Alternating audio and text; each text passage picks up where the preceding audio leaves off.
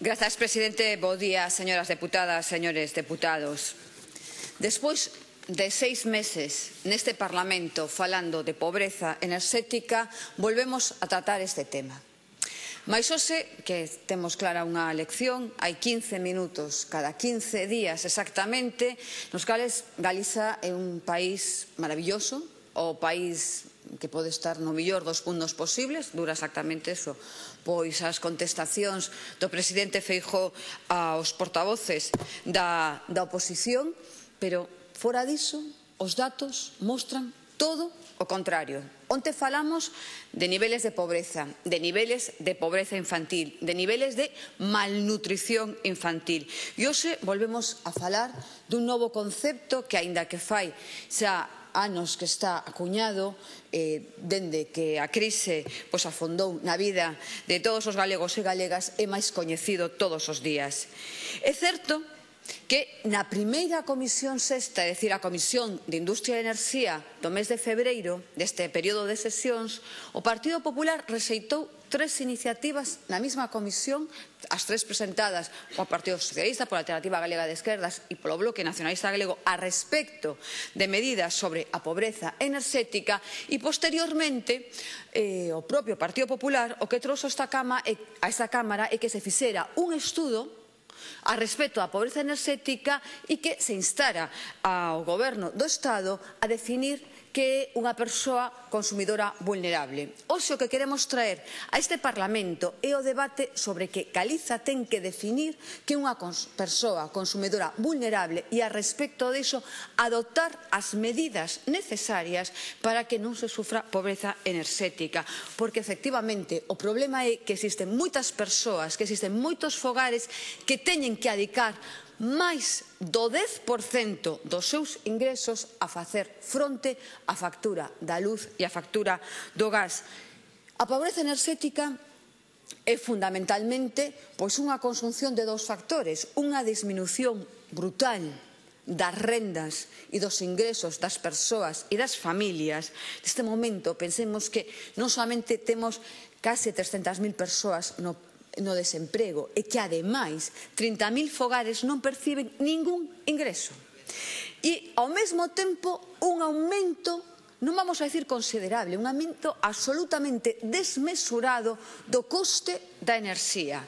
Dende que comezou a crise, un 70% de incremento da factura da luz, un 70%. Nesas circunstancias, cales son os datos de Galiza? Pois un 18% das persoas, é dicir, un 18% dos galegos e das galegas teñen que adicar máis do 10% dos seus ingresos a facer fronte aos custes derivados da enerxía, fundamentalmente a factura da luz e o gas. Iso, fagan vostedes contas, significa que para moitas familias é moi complicado chegar a fin de mes e facer fronte a ese gasto. Cales son os efectos inmediatos? Pois os efectos inmediatos son efectos fundamentalmente na saúde. Todos os informes que temos enriba da mesa comenzan a falar xa de como naqueles estados e naqueles países como Galiza, onde se sufre de pobreza enerxética, aumentou o que se denomina a mortalidade adicional no inverno. Curiosamente, eu preparando esta iniciativa, descoñecía un dato que realmente pareceme alarmante, que o Estado español teña esta mortalidade adicional no inverno unha das máis elevadas de toda Europa, xunto con Portugal e Irlanda, o que nos sitúa, vendo estes datos, que as posibilidades de morte no inverno por este incremento da mortalidade adicional no inverno, que non todas son, podemos decir, relacionadas directamente coa pobreza enerxética, pero sí, posiblemente unha boa parte, calculan os técnicos da orden do 10%, implica máis mortes por pobreza enerxética no inverno que en accidentes de tráfico. O cal debería facernos pensar se realmente o problema é facer estudios ou xa coller os estudios que xa existen e poñer as medidas necesarias para esa modificación.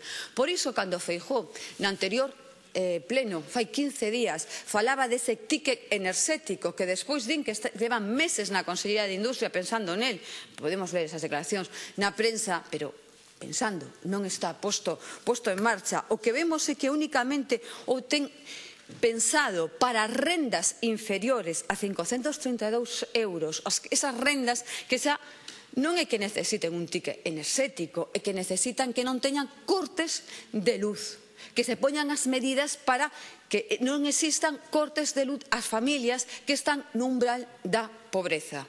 Por iso que hoxe traemos a definición de persoa consumidora vulnerable, para dar un paso para poder ir establecendo medidas con unha definición clara da persoa consumidora vulnerable. Hai precedentes neste momento, fai pouco Cataluña ven de definir e de modificar o seu ordenamento xurídico para incluir no seu código de consumo a definición de persoa consumidora vulnerable e nos creemos que traemos unha proposta aberta para esa definición. Por que está incluída, tal e como aparece recollida na nosa iniciativa na Lei 2/2012 do 28 de marzo de Protección Xeral das Persoas Consumidoras e Usuarias? Porque consideramos que a lei que permitiría unha modificación que se trae aquí o texto ou despois do mandato do Parlamento que sexa asumida polo Goberno, se faga unha modificación incluindo un novo título adicado ao tema enerxético e ao tema da pobreza enerxética e se inclúa esta definición.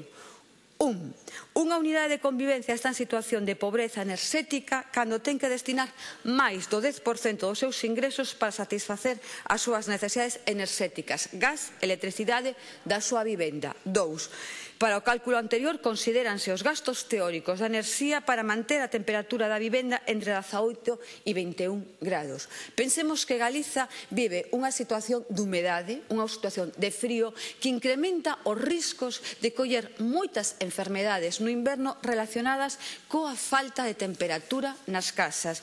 De feito, tamén nos informes médicos derivados de as situacións de pobreza enerxética falase dunha maior prevalencia de enfermedades físicas e incluso mentais, asma, artritis, reumatismo, pero tamén depresión e ansiedade en nenos e nenas, en mozos e en persoas maiores derivadas da pobreza enerxética. Estamos nunha situación creada fundamentalmente polo egoísmo das grandes eléctricas onde as persoas sufren social e sufren na súa saúde os efectos de que a electricidade non sexa un ben público. Por iso entendemos que o primeiro paso debe ser esta definición e que debemos chegar a un compromiso importante.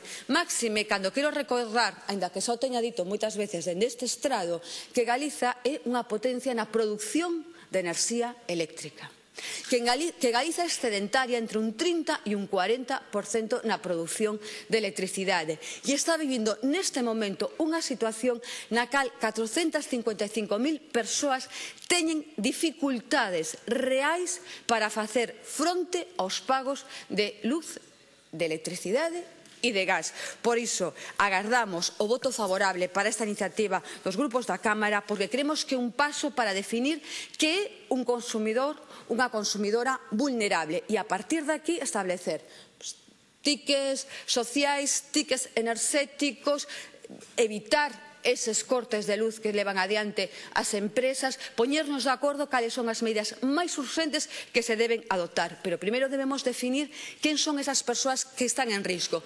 E son moitas máis que as que cobran 532 euros, porque imaginemos, se solamente son as que cobran 532 euros, as persoas non poden non pagar a electricidade, nin a comida, nin o aluguer da casa. Polo tanto, hoxe o que traemos é unha proposta realista, unha proposta ademais emanada dunha directriz europea. Vostedes que son tan europeístas entendemos que contaremos co seu voto a favor. Nada máis e moitas grazas.